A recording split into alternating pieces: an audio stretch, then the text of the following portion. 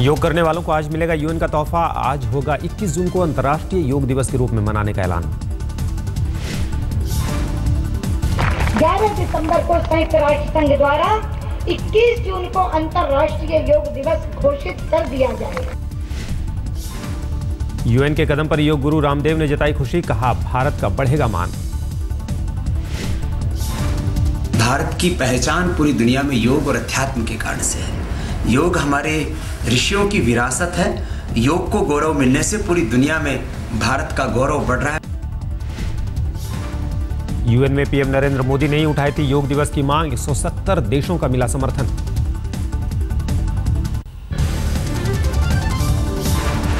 दो दिन के दौरे पर भारत पहुंचे रूसी राष्ट्रपति व्लादिमीर पुतिन। दोनों देशों के बीच कई समझौते पर होंगे करार। आज सुबह 11 बजे हैदराबाद हाउस में पीएम नरेंद्र मोदी और पुतिन की होगी मुलाकात। शाम में राष्ट्रपति से मिलेंगे रूसी राष्ट्रपति। मोदी और पुतिन के बीच आज होगी तीसरी मुलाकात। इससे पहले ब्रिक्स सम्मेलन और G20 सम्मेलन में मिल चुके हैं दोनों। हैदराबाद हाउस में ही दोपहर 2 बजे प्रतिनिधिमंडल स्तर की बातचीत। बैठक के बाद जारी होगा बयान। दोनों देशों के बीच सैन्य और अंतरिक्ष टेक्नोलॉजी पर बड़े समझौते की उम्मीद। पुरानी दोस्ती को भी मजबूती देने पर होगी बात। आरएसएस के विचारक मनमोहन वैद्य का बयान, इसे धर्मांतरण नहीं घर वापसी के रूप में देखा जाना चाहिए। घर वापसी का कार्यक्रम है तो धर्म जागरण, ये जो आरएसएस का जो क्रियाकलाप का एक हिस्सा है, वो घर वापसी के लिए प्रयास करता है। लेकिन इस घर वापसी के पीछे न जबरदस्ती है न लालच है। आगरा के बाद अब अलीगढ़ में भी धर्मांतरण की तैयारी। 25 दिसंबर को विश्व हिंदू परिषद का धर्म परिवर्तन का प्लान। वीएचपी ने कार्यक्रम को घर वापसी का दिया नाम। 5000 अल्पसंख्यकों के धर्म परिवर्तन का प्लान।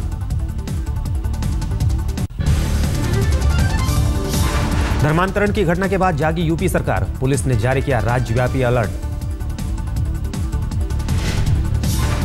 सभी एसपीज को अपना सक्रिय करना है और अगर कहीं पे इस प्रकार की कोई दोबारा पुनरावृत्ति होती है तो उसमें कठोरतम कार्रवाई संबंधित व्यक्तियों के विरुद्ध की जाए। इस बात के निर्देश अभी हम लोगों के द्वारा प्रेषित किए जा रहे हैं। यूपी के शहरी विकास मंत्री ने बीजेपी पर साधा निशाना। धर्मांतरण को बताया बांटने की साजिश। भारतीय जनता पार्टी आरएसएस के पास कोई क्योंकि इशू है नहीं और फेल हो गए हैं नौकरियां देने में, काला धन वापस लाने में। तो लोगों की तवज्जो हटाने के लिए ये सारा षड्यंत्र हो रहा है।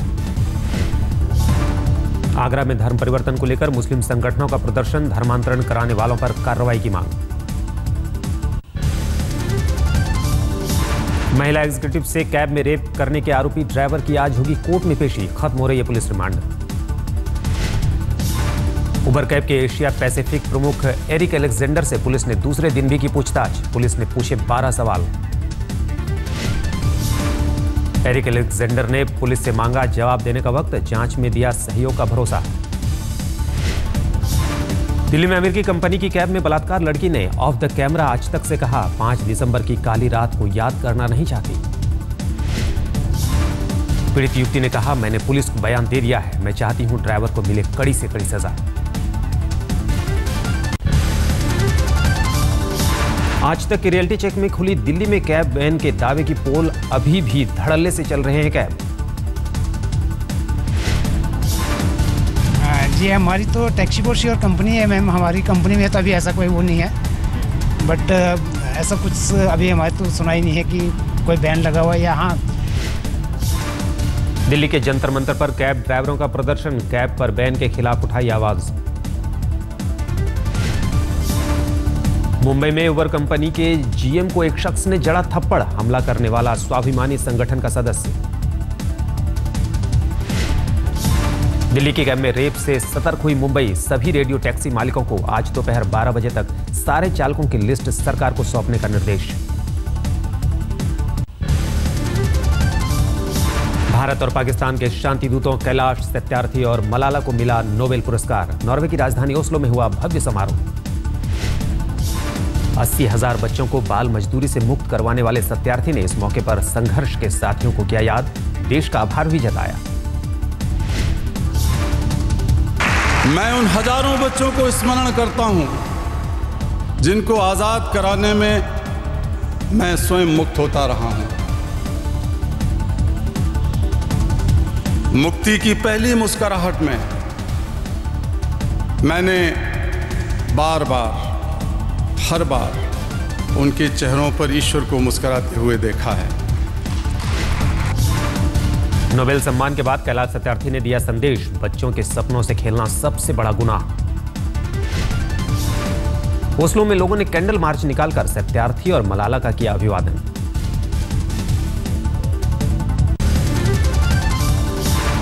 सत्रह साल की मलाला ने छोटी उम्र में की बड़ी बात, कहा टैंक बनाना आसान है, स्कूल खोलना मुश्किल।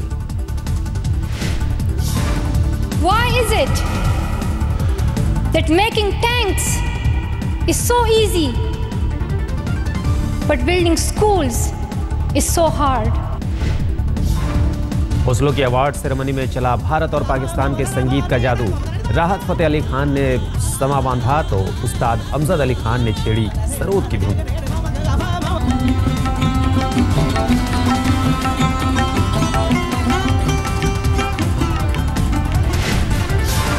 कैलाश सत्यार्थी के घर विदिशा में मना खूब जश्न, लोगों ने खुशियां मनाई, पटाखे छोड़े।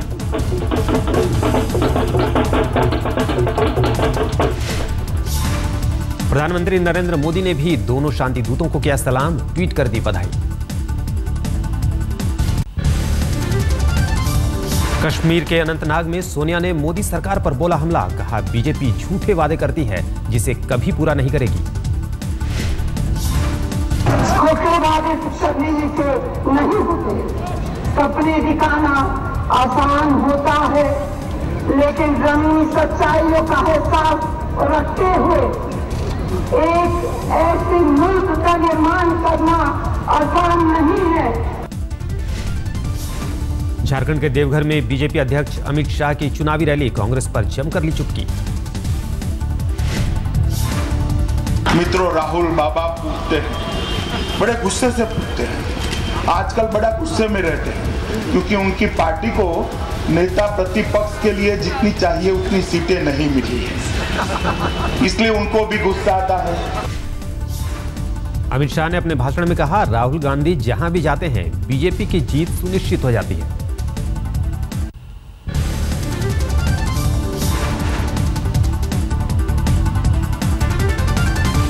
दिल्ली में बीजेपी ने झोंकी ताकत, बुधवार को बीजेपी सांसदों की मैराथन रैलियां।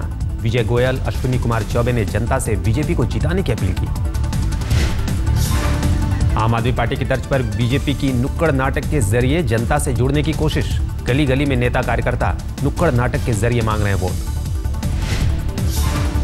बीजेपी ने पोस्टर के जरिए खोला आम आदमी पार्टी के खिलाफ मोर्चा, मुंबई में मिले चंदे पर उठाए सवाल। श्रीनगर की चुनावी रैली में नवजोत सिंह सिद्धू गरजे, नेशनल कॉन्फ्रेंस और पीडीपी पर कहा इस बार के चुनाव में दोनों पार्टियों का हो जाएगा सफाया। गर्मी जा रही है और सर्दी आ रही है, वैसे ही पीडीपी और एनसीपी जा रहे हैं, एनसी जा रही है और भारतीय जनता पार्टी आ रही है। नया सृजन है, नया निर्माण है। भारत और बांग्लादेश के बीच शुरू हुआ बस सेवा का ट्रायल, गुवाहाटी से रवाना हुई बस। बस सेवा के ट्रायल के मौके पर मौजूद थे दोनों देशों के अधिकारी। मेघालय के शिलांग, दावकी से गुजरते हुए सिलहट से होकर ढाका पहुंचेगी बस। हार्ट केयर फाउंडेशन के साथ मिलकर गुड़गांव के मेदांता अस्पताल की बड़ी मुहिम, दिल की बीमारी से पीड़ित गरीब बच्चियों का होगा मुफ्त इलाज। हरियाणा के सीएम मनोहर लाल खट्टर ने किया मुहिम का आगाज। अभियान का नाम बेटियां हैं अनमोल, इन्हें बचाओ दिल से। देश भर से आए बैंक डिपॉजिट कलेक्टिवर्स का जंतर मंतर पर प्रदर्शन, कहा सरकार की नीतियों ने उनका रोजगार छीना। खुदकुशी की कोशिश नहीं होगा अपराध, आईपीसी से हटेगी धारा 309, केंद्र सरकार का राज्यसभा में लिखित बयान। संसद में लिखित जवाब में सरकार ने कहा 18 राज्य और 4 केंद्र शासित प्रदेश फैसले के पक्ष में। दिल्ली में नर्सरी एडमिशन पर हाईकोर्ट का फैसला, स्कूल के नियमों से ही होंगे दाखिले, 2 जजों की बेंच ने सुनाया फैसला। बीमा क्षेत्र में 49% विदेशी निवेश का रास्ता साफ, कैबिनेट ने बिल में बदलाव को दी मंजूरी, अगले हफ्ते संसद में किया जाएगा बिल पेश। लोकपाल बिल में संशोधन को भी मिली कैबिनेट की मंजूरी। नियुक्ति टीम में नेता विपक्ष की जगह सबसे बड़े विपक्षी दल के नेता को मिली जगह।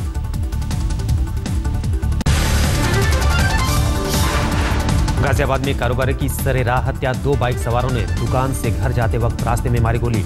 पुलिस को पैसे के लेन देन के विवाद में कत्ल का शक।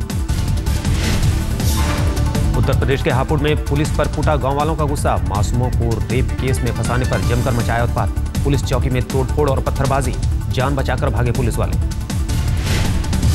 महाराष्ट्र के सांगली में 10वीं के छात्र ने की खुदकुशी। सुसाइड नोट में सीनियर छात्रों पर लगाया रैगिंग का आरोप। धनबाद में चोरी की गाड़ियों का रजिस्ट्रेशन कराने वाले गिरोह का भांडाफोड़। नकली कागजात के साथ धरे गए 2। झारखंड, छत्तीसगढ़ और उड़ीसा में फैला था जाल। पटना में कंस्ट्रक्शन कंपनी के गोदाम में लगी भयंकर आग। कई घंटे बाद आग पर पाया जा सका काबू।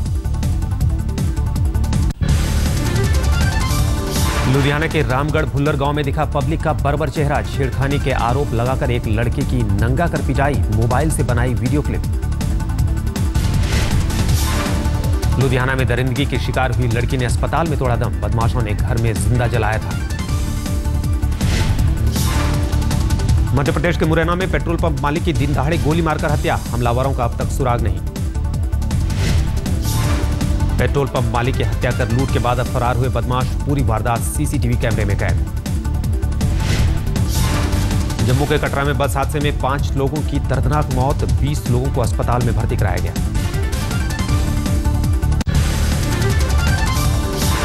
यूनेस्को से पुरस्कार प्राप्त सुरेंद्र मेहर ने पीएम को भेंट की उनकी तस्वीर। चित्र बनाने में ओडिशा की परंपरागत इकत शैली का इस्तेमाल। अंतर्राष्ट्रीय मानवाधिकार दिवस पर दिल्ली में जम्मू कश्मीर पीपल्स फोरम ने निकाला कैंडल मार्च।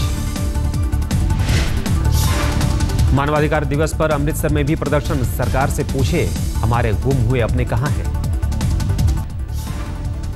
मानवाधिकार कार्यकर्ताओं ने भुवनेश्वर में भी निकाला कैंडल मार्च। सैकड़ों महिलाओं ने लिया हिस्सा।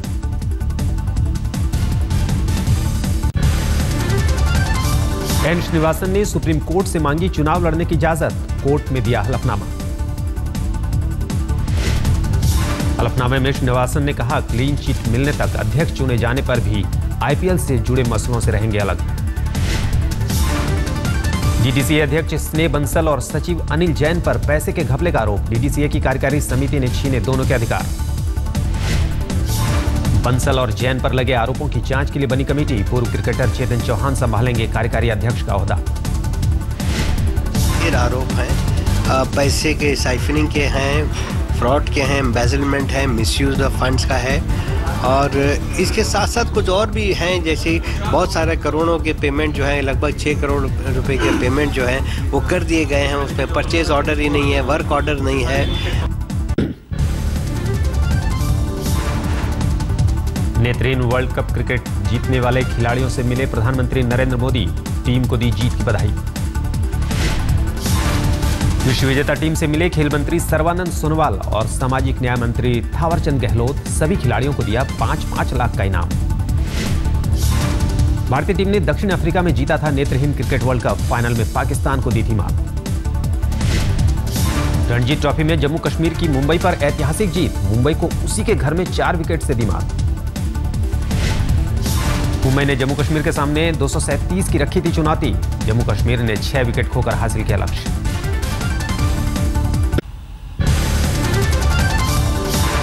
पाकिस्तान के पूर्व राष्ट्रपति परवेज मुशर्रफ का सनसनीखेज खुलासा। बांग्लादेश को अलग करने का जवाब था करगिल युद्ध।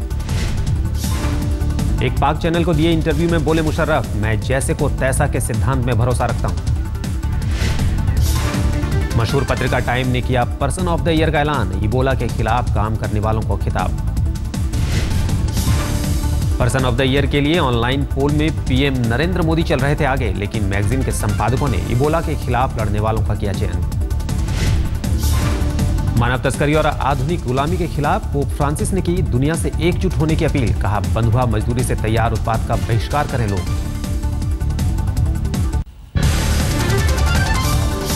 सीरिया के शहर कोबानी में कुर्दिश सेना पर आत्मघाती बम से हमला। आईएसआईएस ने जारी किया वीडियो। विकीलीक्स से सुर्खियों में आए स्नोडन का बयान। मॉस्को में सामान्य जीवन जी रहा हूं। अमेरिकी राष्ट्रपति बराक ओबामा और उनकी पत्नी मिशेल ने क्रिसमस से पहले जरूरतमंदों को बांटे उपहार। सालाना टॉयज फॉर टॉट्स अभियान में व्हाइट हाउस ने इकट्ठे किए थे खिलौने। चीन के लियोनिंग प्रांत में बच्चे का रेस्क्यू ऑपरेशन, स्टूल के बीचों बीच फंस गया था बच्चा। शाही परिवार में जुड़वा बच्चों के जन्म से मोनाको में जश्न, 42 तोपों की दी गई सलामी, चर्च के घंटे बजाए गए।